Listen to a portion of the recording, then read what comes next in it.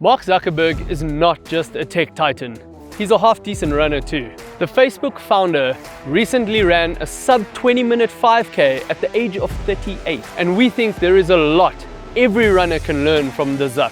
If you want to run faster too, then in this video we share the 3 surprising things that he did that you can do too, that we think had a big impact on his training. We'll also show you something that he did that wasn't running related, that every runner discounts, and we think it made a huge difference. So let's jump into the first thing. In Tutu, I noticed Mark's shoes was like probably the big thing that stood out to me watching that run. They really weren't anything flashy.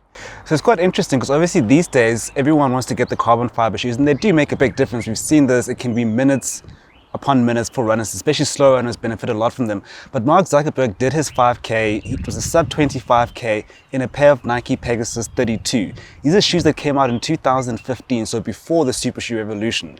So I think it also proves that maybe we obsess too much about what's on our feet. So I think the idea here is that you maybe don't need to always have the best shoe tech on your feet. And maybe there are other things that are more important that play a role before having the shoes on, which might be the last piece of the puzzle. Yeah, and I think that probably brings us on to the second point when, if you read through what he did in training and that, I think less is more almost. And by no means am I saying you shouldn't be doing a lot of training. So that's definitely not the point here. But there is a less is more aspect to this, because I noticed that he didn't do massive amounts of running volume. I mean, he went and ran a sub 20-minute 5K, but there wasn't this massive amount of volume of training in huge miles, huge long hours on the road.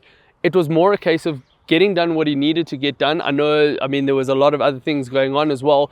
He also is who he is. I mean, he's a tycoon, so there's so much, I'm sure he doesn't have all the time on his hands to be training for many, many hours a day. So I think that's a really big takeaway, is making sure you're doing the right kind of training, the right time, so the timing of the training rather, and then also big thing is the recovery. That leads into him being fresh, being able to run the quality runs properly, recovering well between each of those training sessions, and he's not in a constant state of fatigue. I suppose it also allowed him to be consistent in his training. Exactly, yes. Because he wasn't injured or fatigued all the time. I think the important thing is, the lesson to runners is that it's more about optimizing your training than maximizing your training. And as you say, he's probably a very, very busy person, and also trying to fit that training into your lifestyle. Often people do more than what their lifestyle allows them to do. So maybe if you had all the time in the world and you didn't work ever, you could do the maximum amount of training. But if you're a busy person running a company, he's got a family, that sort of thing, then it's all about optimizing your time, and as you say, allowing for recovery, being fresh for sessions, and then also being fresh for your race, and not going to your race like overly tired. I know you had mentioned when we were talking about his training volume, just there was something that kind of also kept him away from doing too many hours, in the sense that he just didn't feel like, I don't know, it was in his own head almost. So it's interesting when you read what he said about his training, is he said that he found that like running a lot for him, it's in your head. He wants to do other stuff, he wants to be more engaged. And running is a solo effort, and while that can be good for some people like to get away and have their own time to think, but if you're a social creature, that isolation might be difficult for you. So how do we go about sort of solving that problem? I mean, are we talking running in groups? And yeah, so if you look at what Zuck did at the end when he posted his time, there were 4 of them that ran together. There are 4 guys who had the same goal. The goal was to run a sub 25K, and I'm not sure if they trained together, but they definitely raced together. They got to the race together, and maybe there's something there about having a community of people and building a community, having friends with similar goals that you can train with and run with, and you guys can keep each other accountable. I think there's a good word, the accountability to it. So it is often something where if you know you have to wake up in the morning and you're meeting someone, that's going to get you out of bed, it's going to get you to that training session. It takes the monotony out of that training session as well. One thing though, I suppose we need to be cautious around when we are suggesting running in groups. I mean, keep the social aspect, that's good for mental health as well. But I suppose the caution is, you said the guys all had the same goal. Yes. So they're on the same level. Yes, so the big thing is that if you have a group of 3 or 4 guys, we should be running, say, at the slowest person's pace, but often everyone ends up racing each other.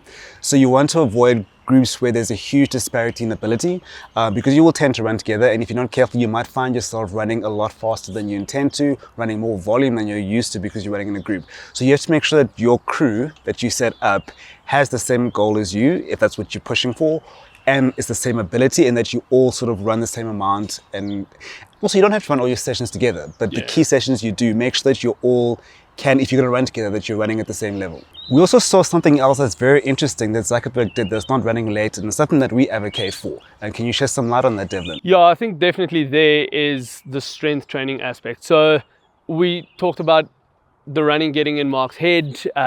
He also is a creature that likes different things, so not just the monotony of running.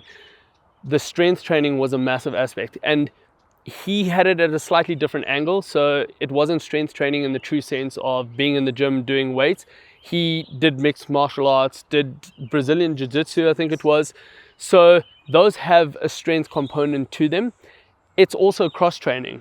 So the cross training bringing the variety into the training. So I spoke about monotony. It's not the monotony of just running constantly, but you training different muscle groups, you being able to do, if it's rowing, for example, or cycling, you're just getting away from that impact of repetitive running on the legs as well. Yeah, and I think a really key aspect is not to say he didn't want to run, so he wasn't anti-running, but just having the variety and, in essence, maybe without consciously thinking about it, had more puzzle pieces put in place. So cross-training, a strength component to it, the running component to it, which also helped with recovery. And yeah, I think from that sense, there's more to the picture of achieving that goal than just going out and banging out miles all the time. And I think an important thing about cross-training is that running is a single activity.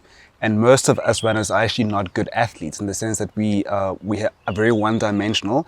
And Mark doing something interesting, it makes him a more rounded athlete, stronger in different areas and muscles that he might not train just by running, and probably helped with injury prevention, and also probably helped with recovery. You get stronger. If you get stronger, you can handle the training load when you do the running part of it. As Ntutu mentioned, we are big advocates here at Coach Parry for strength training.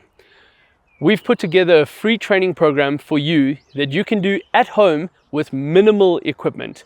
Click on screen now to get hold of that. One lesson that really stood out for me is the value of less is more.